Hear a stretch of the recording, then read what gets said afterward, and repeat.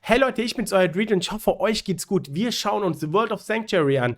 Das Video wurde gestern vor 17 Stunden released und ich freue mich drauf. Der Hype kann langsam beginnen. Bis zur Open Beta ist es auch nicht mehr so lang und ich freue mich einfach drauf. Und ich würde sagen, wir schauen einfach rein und ich reacte dazu und bin mal gespannt. Ah, sieht schon gut aus. Sanctuary is the world in which the story of Diablo takes place. And it's the battleground for the souls of humanity and the fight between angels and demons. Sanctuary is a vast world, and there'll always be something new in every area, like hordes of enemies, safe haven towns, resources to gather, events, Schon quests, geil aus, and more. ne? We wanted to bring Diablo 4 artistically more back towards like Diablo 2, the much darker style. It's very macabre. The artist and design. Das finde ich gut. Ne? Dieser dunklere, düstere Style, den hat Diablo immer ausgemacht. 2, Resurrection, habe ich auch wieder übelst gefeiert, ja. Und muss ich sagen, ist auch der richtige Weg. Das Düstere, ne? Dieser mysteriöse, dunkle Style, einfach geil. Designers have had so much fun working on it, and it's just been a joy to create for us.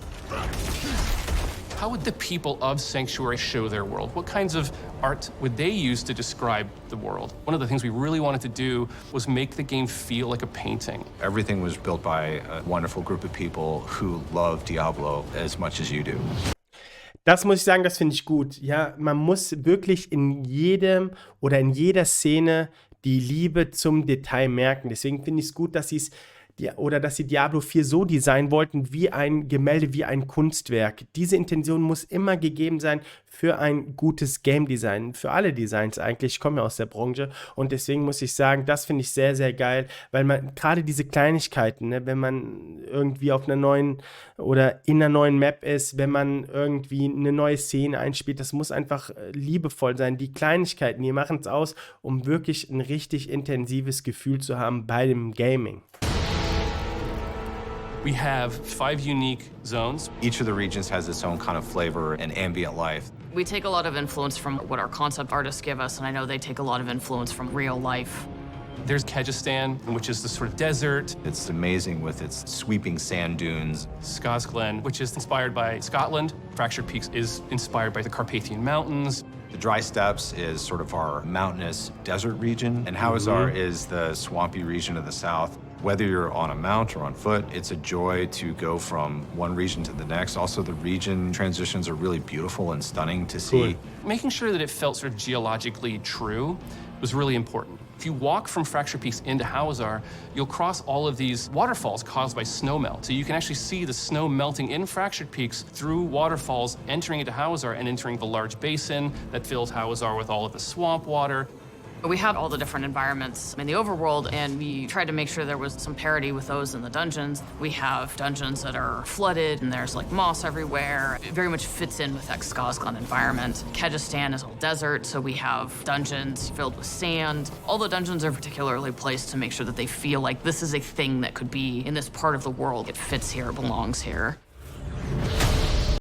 Wenn das richtig geil läuft, ne, und so aussieht, werde ich komplett feiern und suchten, kann ich euch jetzt schon sagen. Ihr wisst ja, ich habe ja damals mit Wulzen angefangen und da kommen so Feelings wieder hoch. Da waren meine ersten 3000 Abonnenten mit den ersten Builds, als ich den YouTube-Kanal aufgemacht habe.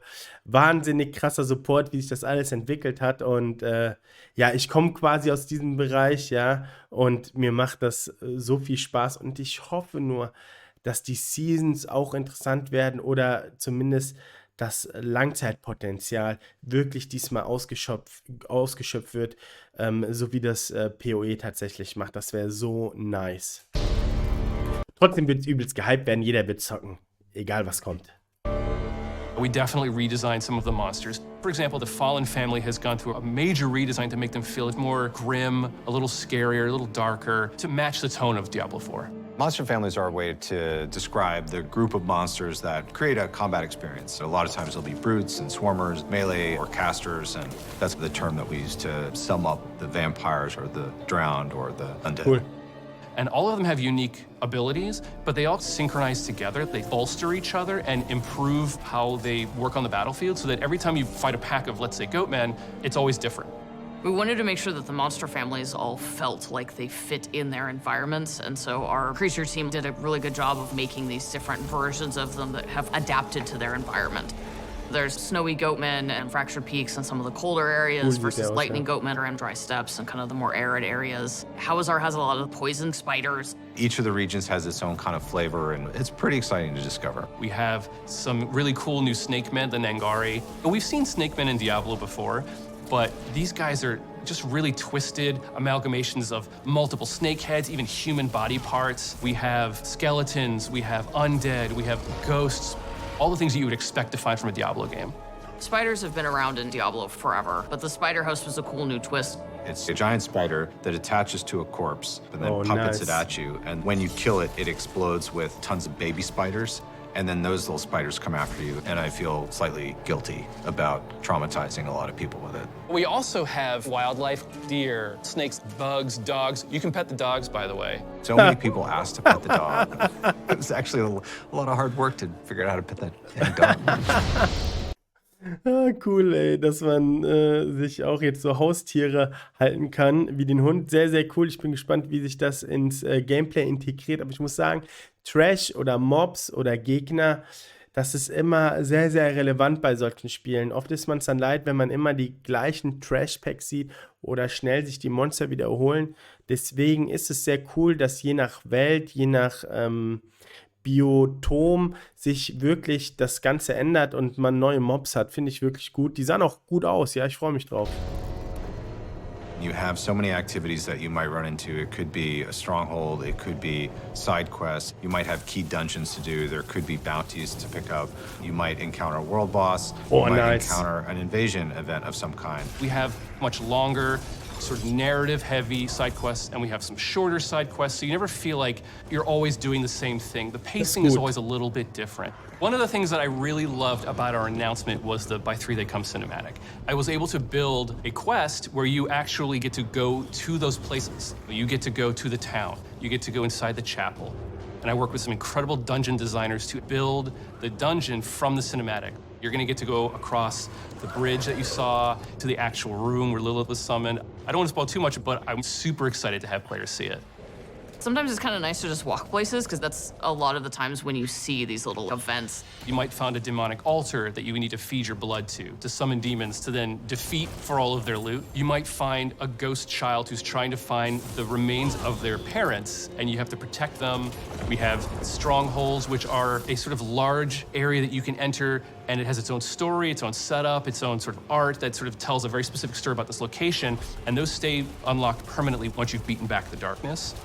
We did a lot of figuring out the balance between like how much space do we need for players to play through these dungeons versus how much space do we need to make them look cool. My favorite is this one called Endless Gates. It's got these teleporters, and these teleporters actually take you to other dungeons. So you'll end up in a cave, a crypt, or one of the ancients. And every time you go in, it's designed to change.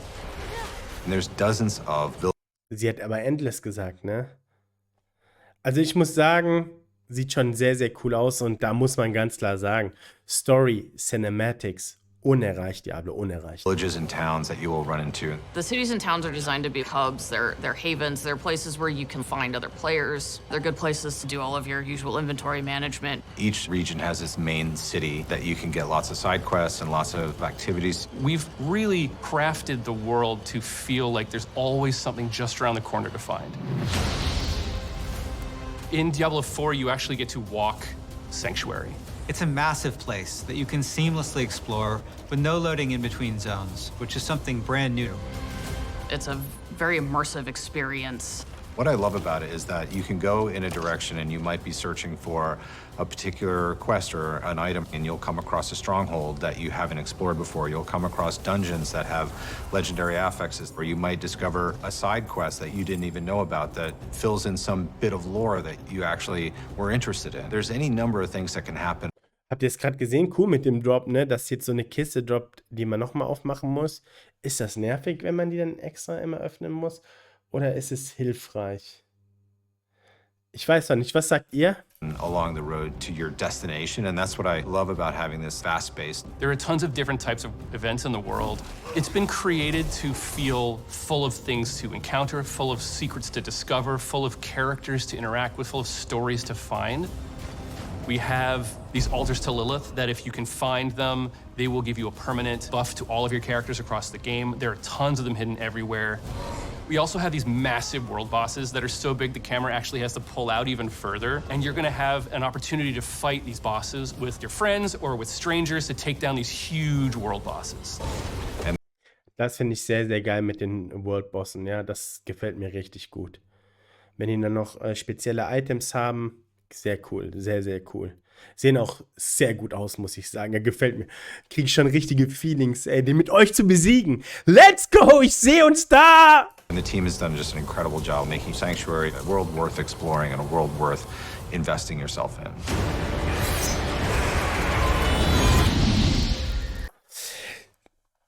Sehr geil, ich freue mich drauf. Da sieht man nochmal die Daten. Ja. Und ich bin gespannt. Ich bin wirklich gespannt. Wenn man es vorbestellt, hat man Beta-Zugriff. Ja, let's go. Ich würde sagen, let's go. Wir sind bereit, oder? Wer spielt von euch? Lasst mal einen Kommentar da. Ich bin gespannt, was ihr dazu sagt, zu dem Video. Und freue mich da mit euch wahrscheinlich zu zocken. Also, bleibt gesund. Bis zum nächsten Mal. Bye, euer Reed. Ciao.